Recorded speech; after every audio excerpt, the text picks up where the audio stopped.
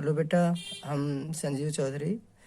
जैसा कि आप लोग जानते हैं कि 16 फरवरी से आप लोग का बोर्ड परीक्षा है, यूपी बोर्ड। और उसमें जो है आप लोग का जो इंटरमीडिएट क्लासेज है उसमें फिजिक्स, केमिस्ट्री, बायो, हिंदी और अंग्रेजी, उन सब में रसायन विज्ञान के कुछ हम महत्वपूर्ण प्रश्न लेकर आए हैं आप लोगों के लिए, जो बोर्ड परीक्षा में पूछा जाएगा। लगभग मतलब ये होता है कि उसमें पूछे जाने की प्रबल संभावना है रसायन विज्ञान में। उनमें हम आपको चैप्टर वाइज जो प्रत्येक चैप्टर हैं उन सभी चैप्टर से जो जो प्रश्न या जो जो टॉपिक सबसे ज़्यादा पूछे जाते हैं अब तक बोर्ड परीक्षा में, उनसे रिलेटेड हम आपको कुछ प्रश्न बताने जा रहे हैं। और इन प्रश्नों को आप ध्यान से देखें और नोट कर लें कि क्या क्या पढ़ना है और कैसे पढ़ना है। जैसा कि आप जानते हैं कि आपका जो रसायन विज्ञान है वो 2 यूनिट में बटा हुआ है। यूनिट एक फर्स्ट है और यूनिट सेकंड है। तो यूनिट फर्स्ट में आपका जो पहला चैप्टर है वो है ठोस अवस्था। क्या है? ठोस अवस्था। ठोस अवस्था में सबसे पहला जो टॉपिक है वो है ठोसों के प्रकार। सबसे ज़्यादा जरूरी क्या पढ़ना आपको? ठोसों के प्रकार। उसके अलावा है घनीय एकक कोशिका में प्रति एकक कोशिका परमाणुओं की संख्या, बिंदु दोष, फ्रैंकल तथा शॉर्टकी दोष। इसके अलावा इस चैप्टर में आपको कुछ और संबंधित जैसे बिंदु दोष है या फिर परमाणुओं की संख्या, जो कोशिका परमाणुओं की संख्या, उससे रिलेटेड जो है कुछ आंकिक प्रश्न भी पूछे जाते हैं इससे रिलेटेड। और फ्रैंकल तथा शॉर्टकी दोष जो बिंदु दोष पाया जाता है, इसी के जो तो प्रकार हैं, इसी से प्रश्न पूछे जाते हैं। फिर दूसरा आपका चैप्टर है विलयन। विलयन आपका बोर्ड एग्जाम के लिए समझ लीजिए कि बहुत इंपॉर्टेंट टॉपिक है, बहुत ही महत्वपूर्ण चैप्टर है, जिसमें आपको सबसे ज़्यादा इम्पोर्टेंट है कि जो विलयनों की सांद्रता व्यक्त करने की विधियां हैं उनमें द्रव्यमान प्रतिशत है, आयतन प्रतिशत है, पीपीएम है। और इसी में जो दूसरा है मेथड वो है मोलरता है, मोललता है, मोल अंश है, आंकिक प्रश्न है। इसके अलावा आदर्श विलयन है तथा अनादर्श विलयन, जिसको आप लोग पढ़े होंगे, ideal and non ideal solution. और फिर हेनरी का नियम है जो बहुत ही इम्पोर्टेंट है, राउल्ट का नियम हो गया। इसके अतिरिक्त अणुसंख्य गुणधर्म जिसको कोलिगेटिव प्रॉपर्टीज कहते हैं, और वासदाब का अपेक्षिक अवनमन। वासदाब के अपेक्षिक अवनमन से आंकिक प्रश्न पूछा जाता है। इसके अतिरिक्त क्वथनांक का उन्नयन हो गया, क्वथनांक का उन्नयन से आंकिक प्रश्न भी पूछे जाते हैं। हिमांक का अवनमन हो गया, इसका आंकिक प्रश्न पूछा जाता है। परासरण तथा परासरण दाब, इसमें एक और भी टॉपिक होता है एसपीएम, जिसको सेमी परमेबल मेम्ब्रेन कहा जाता है, ये भी बहुत पूछा जाता है। इसके अतिरिक्त आप लोगों का जो तीसरा चैप्टर है, तीसरे चैप्टर आपका जानते हैं वैद्युत रसायन है। वैद्युत रसायन जिसको इलेक्ट्रोकेमिस्ट्री बुलाया जाता है अंग्रेजी में, जिसको इसमें जो टॉपिक है आपका वो पहला बहुत इंपॉर्टेंट टॉपिक है, वो है विशिष्ट या मोलर चालकता। कोलराउस का नियम, कोलराउस का नियम जो है लगभग हर 1-2 सालों में पूछा जाता है। फिर है सेल वैद्युत वाहक बल, ये भी कई बार पूछा गया है प्रश्नों में। मानक इलेक्ट्रोड विभव, आंकिक प्रश्न, नैनस समीकरण। इसी में एक बहुत ही इंपॉर्टेंट टॉपिक है फैराडे का प्रथम तथा द्वितीय नियम। फैराडे का प्रथम तथा द्वितीय नियम, ये भी बहुत इंपॉर्टेंट है, लगभग हर 1-2 सालों में पूछा जाता है। फिर है चैप्टर नंबर है 4 है जो रासायनिक बलगत की, केमिकल काइनेटिक्स। इसमें ज़्यादातर तो क्वेश्चन बहुत कम ही उठाते हैं, इससे ज़्यादातर न्यूमेरिकल पूछा जाता है।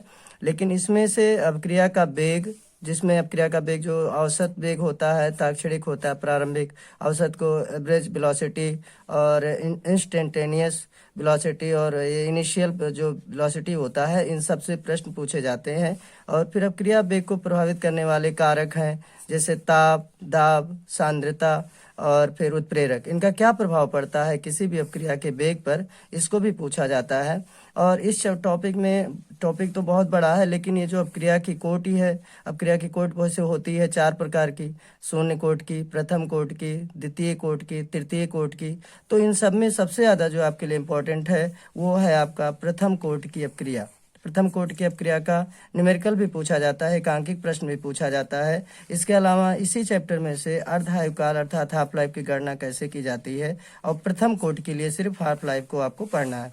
इसके अलावा आपका जो नेक्स्ट चैप्टर है पृष्ठ रसायन, पृष्ठ रसायन भी आपके लिए बहुत इंपॉर्टेंट चैप्टर है, क्योंकि इस चैप्टर से 60 नोट बहुत पूछे जाते हैं। जो मतलब 2-2 नंबर के 3 नंबर के जो प्रश्न होते हैं वो बहुत पूछे जाते हैं, जिनमें पहला जो है वो है अधिशोषण आता है। अधिशोषण हुआ, भौतिक तथा रासायनिक अधिशोषण हो गया।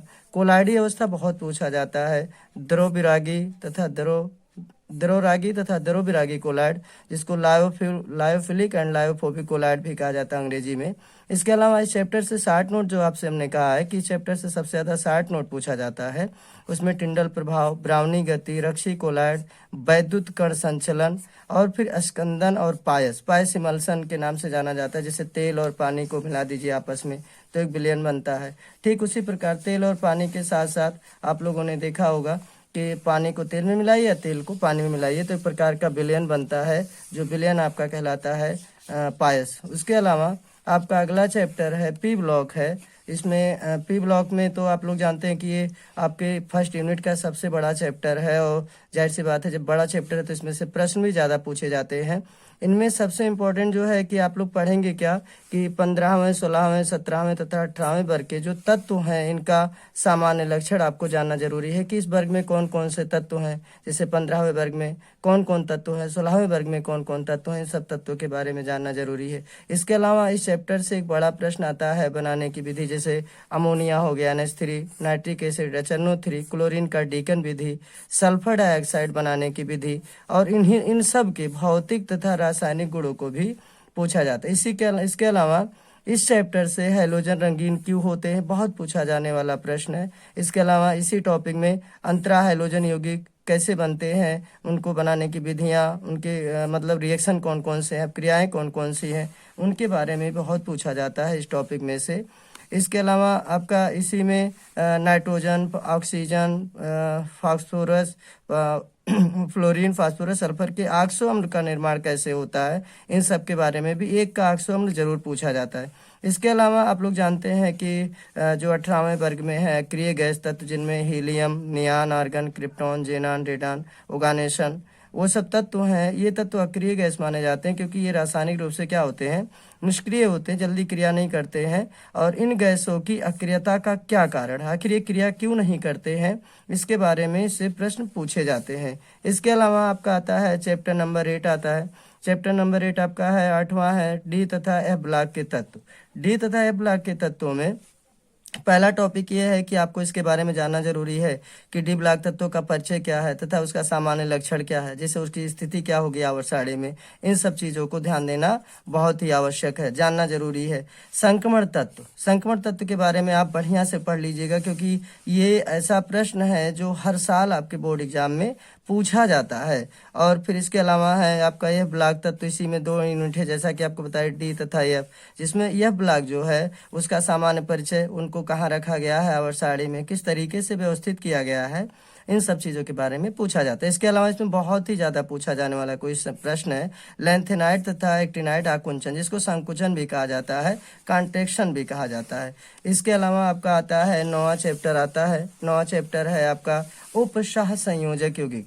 उपसह संयोजक यौगिक एक बहुत ही महत्वपूर्ण चैप्टर है। उपसह संयोजक यौगिक, इसमें आपको सबसे ज़्यादा जानने की जरूरत है उपसह संयोजक यौगिकों का बर्नर सिद्धांत बहुत पूछा जाता है। लिगेंड तो बहुत पूछते हैं, लिगेंड तथा उसके प्रकार पूछा जाता है। समन्वय संख्या, समन्वय मंडल, ऑक्सीकरण संख्या, हम उपसह संयोजक यौगिकों में जो केंद्रीय धातु होता है उसका कैसे ज्ञात किया जाता है, ये भी बहुत पूछा जाता है। इसके अतिरिक्त उपसह संयोजक यौगिकों का IUPAC नाम, ये 4 नंबर का प्रश्न कन्फर्म रहता है जो हर साल पूछा जाता है। इसके अलावा संयोजकता बंध सिद्धांत और क्रिस्टल क्षेत्र सिद्धांत, इन सिद्धांतों से किस तरीके से यौगिकों के उपसह संयोजक यौगिकों की संरचना बनती है, उसको भी इसमें मतलब बहुत ही बेहतर तरीके से पूछा जाता है। इससे खास करके बहुत महत्वपूर्ण है बीबीटी बहुत पूछा जाता है। इसके अलावा है चैप्टर नंबर 10।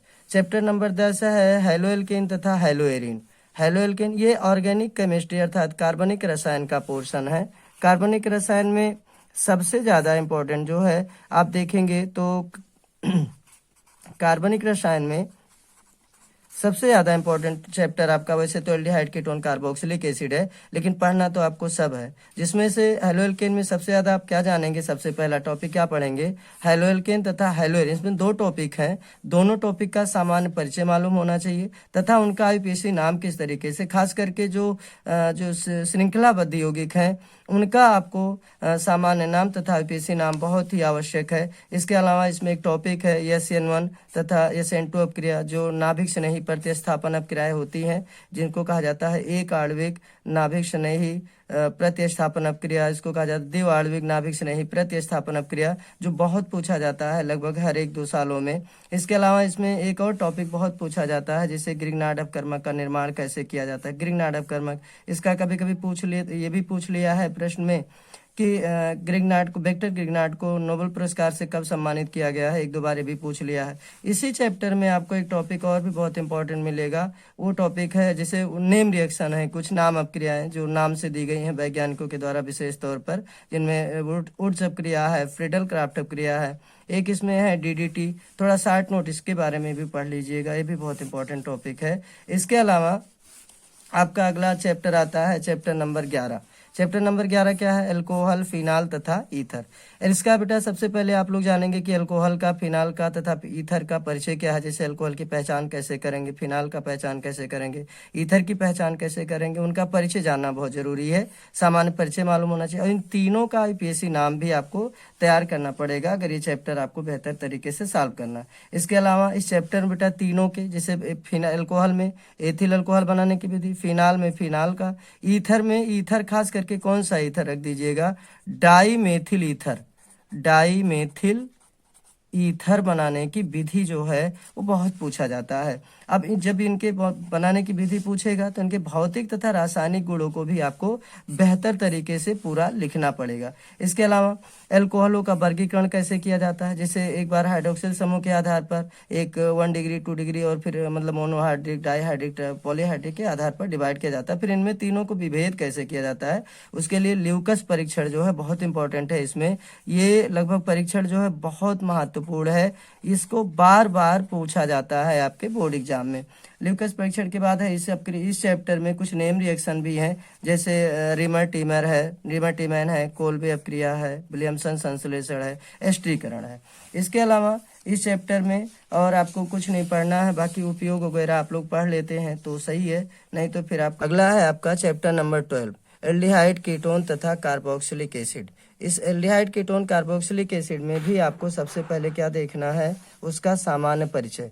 सामान्य परिचय आप तीनों का देखेंगे, एल्डिहाइड की पहचान क्या है, कीटोन का क्या है, कार्बोक्सिलिक एसिड का क्या है, इन सब का परिचय आपको देखना है। इसके अतिरिक्त इनमें भी बेटा बनाने की विधि कभी कभी पूछ लेता है, जैसे एल्डिहाइड में फॉर्मेल्डिहाइड, उसके बाद फिर कीटोन में आपका पूछ लेता है एसीटोन, और कार्बोक्सिलिक एसिड में एस्टिक एसिड। अब इनकी बनाने की विधियों के साथ साथ इनका भौतिक तथा रासायनिक गुण भी पूछा जाता है। ये चैप्टर वैसे जब माना जाता है, आप ये कह सकते हैं कि नेम रिएक्शन का भंडार है ये चैप्टर। इस चैप्टर में से सबसे ज्यादा जो है नेम रिएक्शन पूछा जाता है, जिसमें स्मिट अपक्रिया हो गया, HBZ अपक्रिया हो गया, एल्डोल अपक्रिया हो गया, क्रॉस एल्डाल हो गया, कैनिजारो रिएक्शन हो गया, ये सब बहुत इंपॉर्टेंट है। इसके अलावा टॉलेन अपकर्मक भी इसी में से पूछा जाता है। फेलिंग विलियन परीक्षण, 2 टेस्ट इसमें दिए हैं, टॉलेन टेस्ट है एक और एक है फेलिंग टेस्ट है, दोनों में से जरूर एक पूछा जाता है। फिर अगला है हेलोफॉर्म अपक्रिया है, इटार्ड अपक्रिया है, गार्टनमैन कोच अपक्रिया है, ये सब। और सबसे ज्यादा इंपॉर्टेंट है, कभी कभी रीजनिंग में पूछ लेता है कि कार्बोक्सिलिक अम्लों की अम्लता कैसे आप निर्धारित करेंगे। उसके बाद अगला चैप्टर आपका आता है 13वां चैप्टर है एमीन। 13वां चैप्टर है एमीन। एमीन में बेटा सबसे ज्यादा जो है इनका आप क्या देखेंगे, सबसे पहले सामान्य परिचय देख लेंगे। सामान्य परिचय के अलावा एमीनों का वर्गीकरण कैसे किया जाता है, उनका विभेद कैसे करेंगे। उसके बाद एमीनों की क्षारकता निर्धारित करने के लिए कि 1 डिग्री 2 डिग्री 3 डिग्री या 3 डिग्री एमीन है। अब एनिलीन से इनकी तुलना कैसे की जाती है कि कैसे इनकी क्षारकता, इसमें कौन प्रबल होगा, गैसीय अवस्था में कौन होगा, द्रव अवस्था में कौन ज्यादा प्रबल होगा, दुर्बल होगा, इन सबको देखा जाता है। इसके अलावा इसी में हाफमैन ब्रोमामाइड एक नेम रिएक्शन है जो बार बार पूछा जाता है। इसके बाद आपका लास्ट चैप्टर आता है जैव अणु। क्या आता है बेटा, जैव अणु आता है। जैव अणु जो बायोमॉलिक्यूल, जो कहा जाता है कि ये ऐसे पदार्थ होते हैं, ऐसे कार्बनिक अणु होते हैं जो केवल जीव जंतु, पेड़ पौधों से ही प्राप्त किए जा सकते हैं। प्रयोगशाला में इनका निर्माण थोड़ा कठिन होता है, तो इनको जो है ज़्यादातर वैसे निष्कासित निकाला जाता है पौधों से ही, या जीव जंतुओं के शरीर में इनका निर्माण होता है। इस चैप्टर में टॉपिक तो बहुत ज़्यादा है, जैसे कार्बोहाइड्रेट है, प्रोटीन है, विटामिन है, अमीनो एसिड है, और एंजाइम है, कोएंजाइम है, हार्मोन्स है, बहुत सारे अणु हैं। लेकिन आपके सिलेबस में जो है वो ज़्यादा नहीं है, जिनमें से आपका सबसे ज़्यादा इम्पोर्टेंट क्या है, कार्बोहाइड्रेट है। कार्बोहाइड्रेट का वर्गीकरण भी आपको देखना है, जैसे कार्बोहाइड्रेट को कितने वर्गों में डिवाइड किया जाता है, इनका परिचय क्या, इनका नामकरण कैसे आप रखते हैं, इनकी पहचान क्या होती है, इन सब चीज़ों को भी देखना है। खास करके कार्बोहाइड्रेटों के वर्गीकरण में आपको ये देखना रहता है कि ये कितने प्रकार से डिवाइड किए गए हैं। जैसे आप जानते होंगे मोनोसैकेराइड, ओलिगोसैकेराइड और पॉलीसैकेराइड में डिवाइड किया जाता है। तो इनका डिवीजन मतलब क्लासिफिकेशन बहुत इंपॉर्टेंट है। इसके अलावा ग्लूकोज फ्रक्टोज की संरचना, इसकी रिज संरचना भी देखना है, इसकी रिंग संरचना भी बहुत पूछा जाता है। इसके अलावा इसी टॉपिक में आपको पढ़ना बहुत इंपॉर्टेंट है, बहुत ही इंपॉर्टेंट है, प्रोटीन है। प्रोटीन का वर्क क्या है, प्रोटीन का काम क्या है, शरीर में इसकी क्या महत्व है, और इसके अलावा इसकी संरचना कितने प्रकार की होती है, जैसे प्राथमिक हुआ, द्वितीयक हुआ, तृतीयक तथा चतुष्क संरचना, इनका डायग्राम के साथ साथ में पूरा इनका डिटेल में पूछा जाता है। इसके अलावा एमिनो एसिड, जिसको आप एमिनो अम्ल भी कहते हैं, नामकरण उसका हो गया, वर्गीकरण हो गया, कैसे डिवाइड किया जाता है, और इसके अलावा एमिनो की संरचना देखी जाती है, डीएनए तथा आरएनए, कार्य तथा प्रिंट। ये फिंगर प्रिंटिंग एक बहुत पूछा जाता है, डीएनए फिंगर प्रिंटिंग क्या है, या डीएनए फिंगरप्रिंट क्या है, इन सबको पूछा जाता है। इसके अलावा आप ये कह सकते हैं बेटा कि जो इसका जो क्लासेज होता है, जो इसके दिखाए जाते हैं, इसके अलावा कन्वर्जन जो पूछा जाता है कि जैसे कैसे प्राप्त करोगे, कुछ प्रश्न ऐसे पूछे जाते हैं, तो इस कैसे प्राप्त करोगे एक प्रश्न इस तरीके से पूछा जाता है, जो उसमें क्या करते हैं कि जैसे मान लीजिए कि एल्डिहाइड कोई दे दिया गया है, कोई एल्डिहाइड दे दिया, अब एल्डिहाइड से कह दिया कि आप जैसे मान लीजिए कि एल्डिहाइड से आप कार्बोक्सिलिक एसिड कैसे प्राप्त करोगे, है ना बेटा। इस तरीके से क्वेश्चन जो है पूछे जाते हैं, कार्बोक्सिलिक एसिड कैसे प्राप्त करोगे। इसके अलावा जैसे मान लीजिए कि जितना भी चैप्टर आपका है, एल्डिहाइड, कीटोन, कार्बोक्सिलिक एसिड हो गया, हेलोएल्केन, हेलोएरिन हो गया, फिनाल हो गया, जो भी जितना भी टॉपिक आपका है, प्रत्येक टॉपिक में कैसे प्राप्त करोगे, ये बहुत इंपॉर्टेंट है। इसके अलावा एक पूछा जाता है कि इसके अलावा भी आपके जो दिए गए हैं नेम रिएक्शन, जो नाम अब क्रिया कह सकते हैं जिनको आप, ये भी आपके बोर्ड एग्जाम में बहुत पूछे जाते हैं। कम से कम ये कह सकते हैं कि सेकंड यूनिट जो है, सेकंड यूनिट खास करके आप लोग उसमें ज़्यादा मेहनत करिएगा, जो कार्बनिक रसायन का भाग है, क्योंकि कार्बनिक रसायन का रिएक्शन बहुत पूछा जाता है। न्यूमेरिकल आपको ज़्यादा ध्यान नहीं देना, न्यूमेरिकल सिर्फ आपको बिलियन चैप्टर से पढ़ लेना है, विलियन चैप्टर से पढ़ लेना है, और ठोस अवस्था जो है उससे भी कभी कभी न्यूमेरिकल जो है एक एक सेल की गणना के लिए पूछा जा सकता है। इसके अतिरिक्त आप ये कह सकते हैं बेटा, और एक बात और कोशिश करिएगा, जो भी प्रश्न आप पूरा लिखना शुरू करिएगा वो कंप्लीट लिखिएगा, उसको ये नहीं है कि आधा अधूरा जो है छोड़ दिया जाए। तो ये आपके लिए बोर्ड परीक्षा के लिए जो 16 फरवरी से आप लोग का शुरू हो रहा है बोर्ड परीक्षा, उसमें रसायन विज्ञान के कुछ महत्वपूर्ण प्रश्नों को हम आपको चैप्टर वाइज समझा दिए हैं, जिसको आप सही से वीडियो आराम से देख करके और फिर इन प्रश्नों का अध्ययन करें। अगर वीडियो अच्छा लगा हो तो इसको आप लोग लाइक भी करें और सब्सक्राइब भी करें। धन्यवाद।